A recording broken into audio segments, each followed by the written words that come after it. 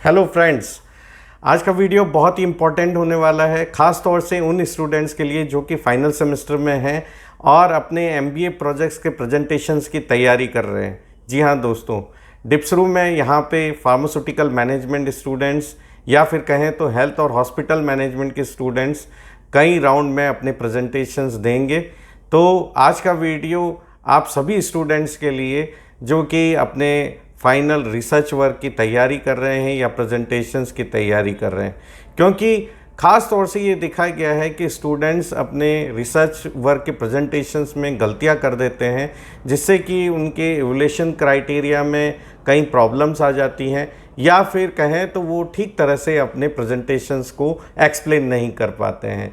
तो आज का वीडियो बहुत इम्पॉर्टेंट है आप सभी के लिए।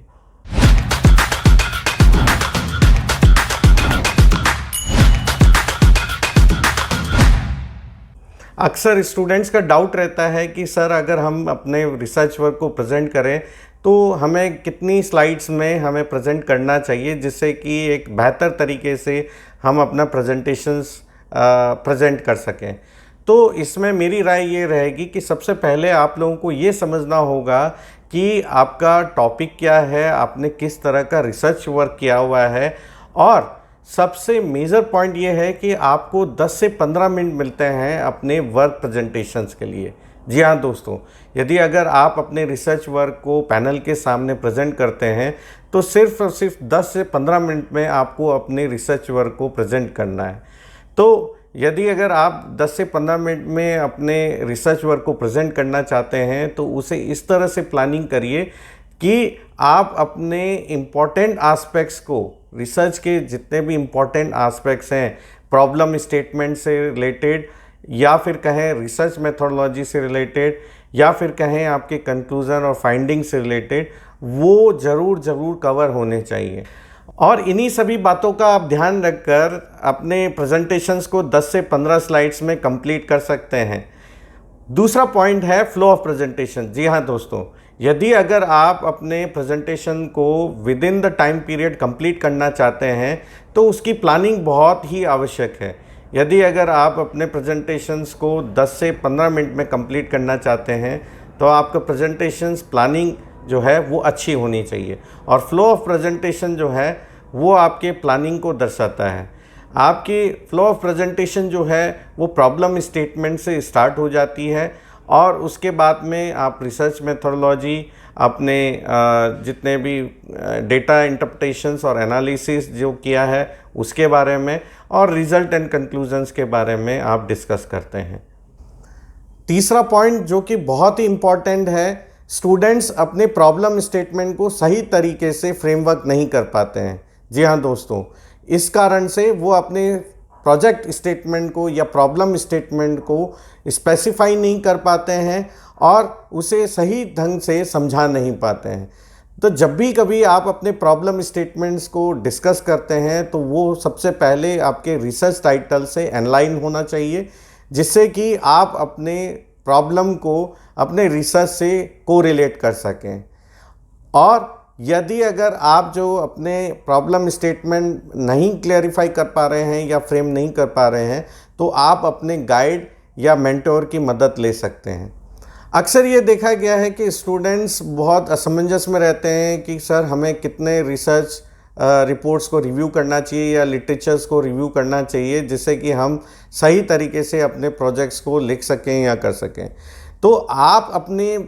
वर्क को बेहतर तरीके से समझते हैं और अपने वर्क को जस्टिफाई कर सकते हैं जितना ज़्यादा आप अपना लिटरेचर रिव्यू करते हैं। यदि अगर आप अंडर ग्रेजुएट में हैं तो शायद ये नंबर जो है वो 100 या 150 के आसपास हो सकता है, लेकिन यदि अगर आप पोस्ट ग्रेजुएट कर रहे हैं तो आपके ये नंबर जो हैं वो बढ़ जाते हैं, जिससे कि आप ज़्यादा से ज़्यादा नॉलेज और ज़्यादा से ज़्यादा वर्क को समझ सकते हैं। और यही नहीं, जब आप अपने रिसर्च को प्रेजेंट करते हैं तो उसके अंदर लिटरेचर रिव्यू के टेबल डालने के बजाय या उसको पूरा डिटेल में लिखने के बजाय आप उसे अपने फुट नोट्स में भी डाल सकते हैं। यदि अगर आपने बैकग्राउंड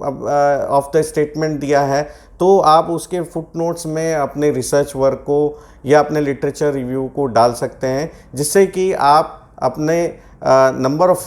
जितने भी कहने चाहिए स्लाइड्स हैं उसे आप कम कर सकते हैं। नेक्स्ट पॉइंट आता है नोवेल्टी ऑफ योर वर्क। जी हाँ दोस्तों, यदि अगर आपने अपने वर्क को नोवेल बनाया है या फिर दूसरे जितने भी रिसर्च हो चुके हैं उनसे वो बिल्कुल अलग है, तो ये आपको अपने प्रेजेंटेशंस के दौरान बताना होगा। और ये आप तभी बता सकते हैं जब आपने बेहतर तरीके से लिटरेचर रिव्यू किया है और उसके अंदर जो गैप्स आपने आइडेंटिफाई किए हैं उसको ध्यान में रखते हुए आप ये मेंशन करेंगे कि अपना जो रिसर्च वर्क है वो बिल्कुल अलग है और नोवेल है जितने भी रिसर्च वर्क उस विषय में पहले हो चुके हैं। और यहीं से आप जो है अपने वर्क को डिफ़ाइन करते हैं जो कि एक तरीके से बिल्कुल अलग है और आपके इवोल्यूशन क्राइटेरिया या फिर कहें अपने पॉइंट्स को भी इंक्रीज़ करता है। अक्सर मैंने ये देखा है कि स्टूडेंट्स अपने प्रेजेंटेशंस के दौरान रिसर्च मेथोडोलॉजी पे ज़्यादा फोकस नहीं करते हैं, लेकिन रिसर्च मेथोडोलॉजी एक ऐसा पार्ट होता है जहाँ पे आपको सबसे ज़्यादा ध्यान देने की आवश्यकता है, क्योंकि यही आपके रिजल्ट्स और कंक्लूजन को भी डायरेक्ट करता है। जी हाँ दोस्तों, यदि अगर आपने सही तरीके से अपने रिसर्च स्टडी को देखा है, समझा है, या फिर किस तरह की रिसर्च डिज़ाइन आपने ली है, चाहे वो डिस्क्रिप्टिव रिसर्च हो, चाहे वो ऑब्जर्वेटिव रिसर्च हो, तो वो आपको वहाँ पे मेंशन करने की आवश्यकता होती है। और यही नहीं, जिस तरह के आप सैम्पलिंग मेथोडोलॉजी अप्लाई करते हैं या फिर कहें किस तरह के रेस्पॉन्डर्स लिए हैं और ये आपका ड्यूरेशन कब से कब तक रहा है, ये इन सभी चीज़ों को आपको अपने रिसर्च मेथोडोलॉजी पॉइंट में डिस्कस करने की आवश्यकता होती है। और इसी के साथ में आप अपने रिसर्च क्वेश्चनेयर्स, जी हाँ दोस्तों, जो कि आप अपने रिसर्च के दौरान जिसे डेटा कलेक्ट करते हैं, उन रिसर्च क्वेश्चनेयर को भी अपने पैनल के समक्ष प्रेजेंट करिए। और यही नहीं, अगर आप अपने डेटा को ऑथेंटिक करना चाहते हैं या बताना चाहते हैं कि आप अपना रिसर्च जो है वो वैलिड है और जो डेटा आपने कलेक्ट किया है वो ऑथेंटिक है, तो उस रिसर्च क्वेश्चनेयर के फील्ड डेटास को भी आप वहाँ पे प्रेजेंट करिए, बताइए, जिससे कि पैनल या जो प्रोफेसर्स हैं वो आपके रिसर्च स्टडी को सही तरीके से समझ सकें।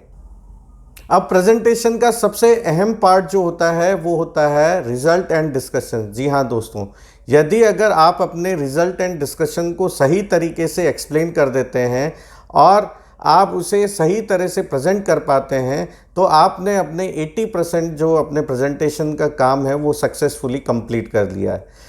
अगर आप अपने रिज़ल्ट और डिस्कशंस को प्रेजेंटेशन में डालना चाहते हैं तो आप इन बातों का ध्यान रखिए कि आप सभी फिगर्स और ग्राफ को प्रेजेंट नहीं करिए। जी हाँ दोस्तों, यदि अगर आपको लगता है कि जो फिगर और ग्राफ जो है वो मेरे रिसर्च स्टडी से बहुत ही इम्पॉर्टेंट हैं और उससे रिलेटेड आपने ऑब्जेक्टिव्स बनाए हैं, तो उन्हीं पर्टिकुलर रिसर्च फिगर्स को और ग्राफ्स को आप प्रेजेंट करिए। और यही नहीं, जो भी प्रेजेंटेशंस आप दे रहे हैं उसमें क्या रीजंस रहे हैं, किस तरह से अगर आप किसी के परसेप्शंस के बारे में बता रहे हैं या सेल्स ऑफ ग्रोथ के बारे में बता रहे हैं, तो उसे सही तरीके से विद रीजनेबल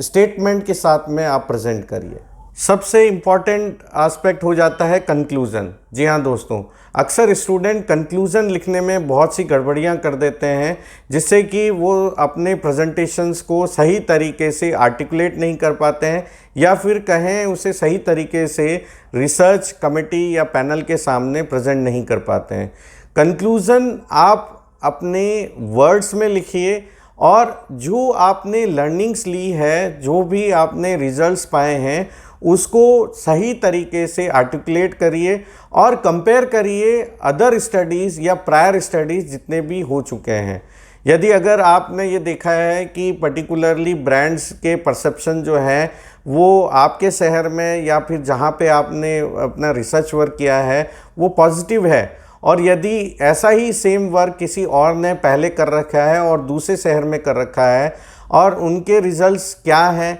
क्या उनके परसेप्शन पॉजिटिव थे या नेगेटिव थे, इनको स्टेटमेंट फॉर्म में लिखिए, जिससे कि आपका वर्क जो है वो बिल्कुल वैलिड हो जाता है और आप उसे सही तरीके से प्रेजेंट कर पाते हैं। तो यदि अगर आपने कंक्लूज़न को सही तरीके से आर्टिकुलेट किया है, सही तरीके से लिखा है, तो आप अपने वर्क को नोवेल भी बता सकते हैं और ये भी बता सकते हैं कि किस तरह से आपका जो वर्क है, रिसर्च वर्क है, वो जितने भी प्रायर रिसर्च वर्क हो चुके हैं उनसे कैसे अलग है। अब बात करते हैं बहुत ही इम्पॉर्टेंट सीक्रेट एस्पेक्ट का, जो कि हर प्रोफेसर या पैनल मेंबर अपने स्टूडेंट्स को इवैल्यूएट करता है या उसे समझने की कोशिश करता है। जी हाँ दोस्तों,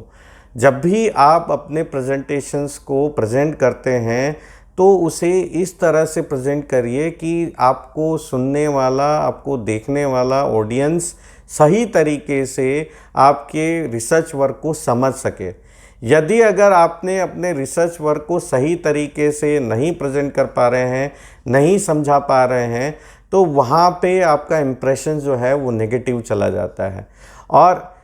कई टीचिंग फैकल्टीज़ या प्रोफेसर्स जो हैं वो अपने नॉलेज को, अपने एक्सपीरियंस को काउंट करते हैं और एक तरह का ईगो होता है, जिससे कि वो ये जानते हैं कि जो सामने प्रेजेंट कर रहा है वो सही तरीके से अपने रिसर्च वर्क को प्रेजेंट नहीं कर पा रहा है या उसे नॉलेज नहीं है, और या फिर कहें तो उसने अपने रिसर्च वर्क को सही तरीके से परफॉर्म नहीं किया है। तो इन सब चीज़ों का आप जो है अपने प्रेजेंटेशंस में ध्यान रखिए और उसे इतने सिंपल मैनर में और इतने ही क्लियर और क्रिस्टल वे में आप अपने रिसर्च वर्क को प्रेजेंट करिए। तो आज के वीडियो में मैं बस इतना ही चर्चा करूँगा। यदि आपको वीडियो अच्छा लगा हो तो प्लीज़ कमेंट करिए, शेयर करिए, लाइक करिए और जी हाँ, सब्सक्राइब भी करिए। So keep rising with Rising Youth Talks.